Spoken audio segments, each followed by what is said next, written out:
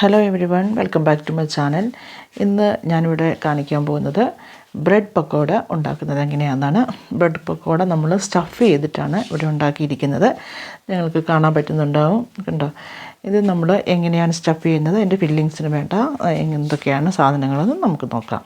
ഞാനിവിടെ ആദ്യം തന്നെ ഒരു 3-4 ഉരുളക്കിഴങ്ങ് കുക്കറിലിട്ട് വേവിച്ച് അതിൻ്റെ തൊലിയൊക്കെ കളഞ്ഞ് ക്ലീൻ ചെയ്ത് വെച്ചിരിക്കുന്നതാണ്. ഇത് നമുക്ക് ഒരു പൊട്ടറ്റോ മാഷർ വെച്ച് നമുക്കിതൊന്ന് മാഷ് ചെയ്ത് കൊടുക്കാം.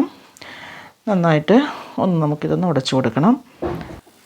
അതായത് ഞാനിപ്പം നന്നായിട്ടത് മാഷ് ചെയ്ത് വെച്ചിട്ടുണ്ട്. ഇനി നമുക്കിതിലേക്ക് ചേർക്കേണ്ട സാധനങ്ങൾ എന്തൊക്കെയാണെന്ന് നോക്കാം. ഞാൻ ഒരു 3-4 വെളുത്തുള്ളി, ഒരു ചെറിയ കഷ്ണം ഇഞ്ചി, 2-3 പച്ചമുളക്, ഇതെല്ലാം കൂടി ചതച്ചെടുത്ത് അല്ലെങ്കിൽ പേസ്റ്റാക്കി എടുത്തിട്ട് അതിൽ നിന്ന് 1 ടേബിൾ സ്പൂൺ ചേർത്ത് കൊടുത്തിട്ടുണ്ട്. അതിലേക്ക് നമുക്ക് മഞ്ഞൾപ്പൊടി ചേർത്ത് കൊടുക്കാം. 1/2 ടീസ്പൂൺ മഞ്ഞൾപ്പൊടി, ഒരു 1/2 ടീസ്പൂണോളം നമുക്ക് ആംചൂർ പൗഡർ ചേർത്ത് കൊടുക്കാം. ആംചൂർ പൗഡർ അല്ലെങ്കിൽ ചാട്ട് മസാല, ഇതിലേതെങ്കിലും ഒന്ന് വേണം നമുക്ക് ചേർത്ത് കൊടുക്കാൻ. കുറച്ച് മല്ലിയില ചെറുതായിട്ട് അരിഞ്ഞത് ചേർത്ത് കൊടുക്കാം. ആവശ്യത്തിനുള്ള ഉപ്പ് ചേർത്ത് കൊടുക്കാം.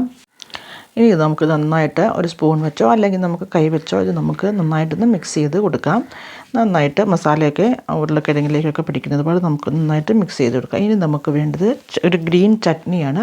അതിനായിട്ട് ഞാനിവിടെ കുറച്ച് മല്ലിയില എടുത്തിട്ടുണ്ട്. അതിനകത്തേക്ക് ഒരു 5 അല്ലിയോളം വെളുത്തുള്ളി ചേർത്ത് കൊടുത്തു. 2-3 പച്ചമുളക് അരിഞ്ഞു കൊടുത്തു. ഒരു 1/2 ഇഞ്ചോളം വരുന്ന ഇഞ്ചി കഷ്ണം കൂടെ നമ്മൾ ചേർത്ത് കൊടുക്കാം. ഇനി നമുക്ക് അതിലേക്ക് ആവശ്യത്തിനുള്ള ഉപ്പ് ചേർത്ത് കൊടുക്കാം.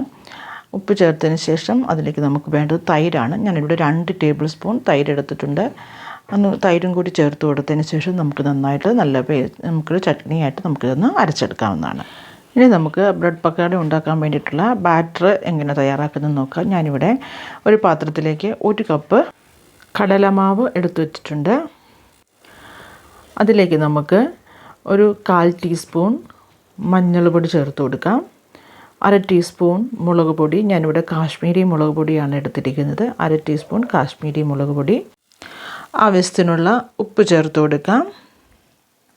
ഇനി നമുക്ക് ഇതിനകത്തേക്ക് വെള്ളം ഒഴിച്ച് നമുക്ക് ഇതൊരു ബാറ്ററാക്കി നമുക്ക് എടുക്കാം. നന്നായിട്ട് ഒട്ടും കട്ടയില്ലാതെ വണ്ണം നമ്മൾക്ക് ഒരു ബീറ്റർ വെച്ച് നമുക്കൊന്ന് ബീറ്റ് ചെയ്തെടുക്കാം.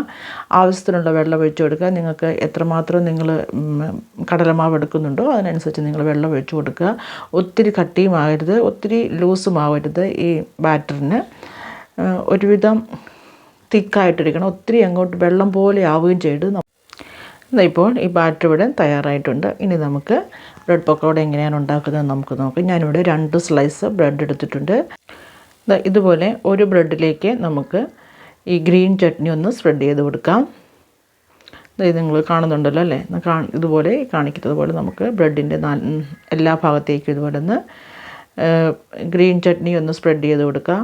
അതുപോലെ മറ്റേ ബ്രെഡിലേക്ക് നമുക്ക് ടൊമാറ്റോ സോസാണ് വേണ്ടത്. ടൊമാറ്റോ സോസ് അതുപോലെ ഒന്ന് സ്പ്രെഡ് ചെയ്ത് കൊടുക്കാം.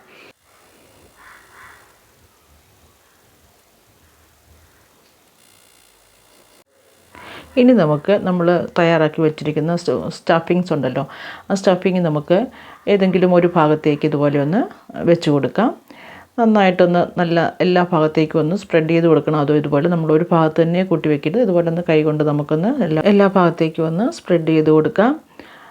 ഒത്തിരി നമ്മൾ നിറച്ച് ഫില്ല് ചെയ്യരുത്. ഒത്തിരി ഫില്ല് ചെയ്ത് കഴിഞ്ഞാൽ നമുക്കിത് പുറത്തേക്ക് ചാടി വരാനുള്ള സാധ്യതയുണ്ട്.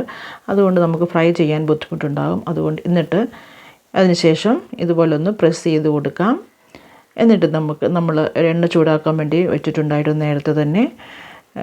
പിന്നെ ഈ ബാറ്ററിലേക്ക് നമ്മൾ ഫില്ല് ചെയ്ത് വെച്ചിരിക്കുന്ന ബ്രെഡ് ഇങ്ങനെ 2 സൈഡും ഒന്ന് പതുക്കെ ഒന്ന് മുക്കി കൊടുക്കാം.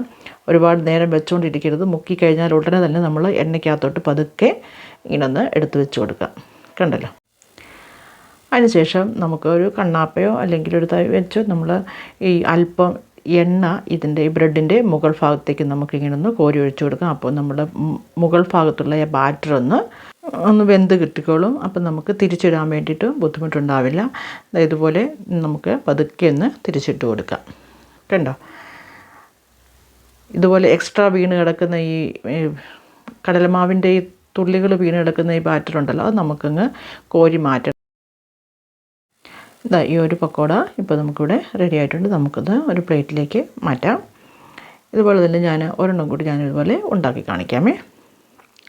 ഇതാ ഇതുപോലെ ബ്രെഡ് നമ്മുടെ ബാറ്ററിലേക്ക് പതുക്കെ ഒന്ന് മുക്കി കൊടുക്കാം. അതിന് ശേഷം പതുക്കെ നമുക്ക് എണ്ണയ്ക്കകത്തേക്ക് എടുത്ത് വയ്ക്കാം. വെച്ചതിന് ശേഷം ഉടനെ തന്നെ നമ്മൾ ഈ തവി വെച്ച് നമുക്ക് ഇതിൻ്റെ പുറത്തേക്ക് നമുക്ക് എണ്ണ കോരി ഒഴിച്ചിട്ട് കൊടുക്കണം. ബാറ്റർ വെന്ത് കിട്ടും. പിന്നെ നമുക്ക് തിരിച്ചിടാൻ വേണ്ടി ബുദ്ധിമുട്ടുണ്ടാവില്ല. എക്സ്ട്രാ വരുന്ന ഈ തുള്ളികൾ വീണ് കിടക്കുന്ന ബാറ്റർ നമുക്ക് എടുത്ത് മാറ്റി കൊടുക്കണം. കണ്ടോ, വലിയ പ്രയാസമില്ല.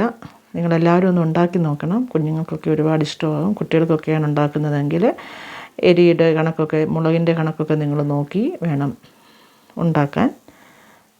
ഇതുപോലെ നമുക്ക് വേറൊരു ഇതിലേക്ക് കോരുന്ന തവിയിലേക്ക് നമുക്ക് കോരിയാൽ അധികം എണ്ണ വരാതെ വണ്ണം നമുക്ക് എടുക്കാവുന്നതാണ്.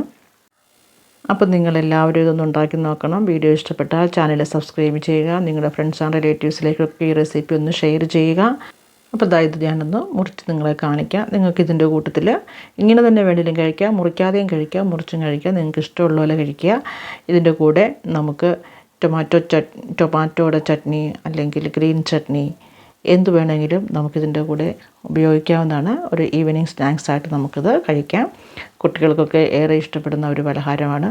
ഉണ്ടാക്കി നോക്കുക. അപ്പോൾ താങ്ക് യു ഫോർ വാച്ചിങ്. ഇനി വീണ്ടും ഒരു വീഡിയോ കാണാം. അതുവരെ എല്ലാവർക്കും നമസ്കാരം.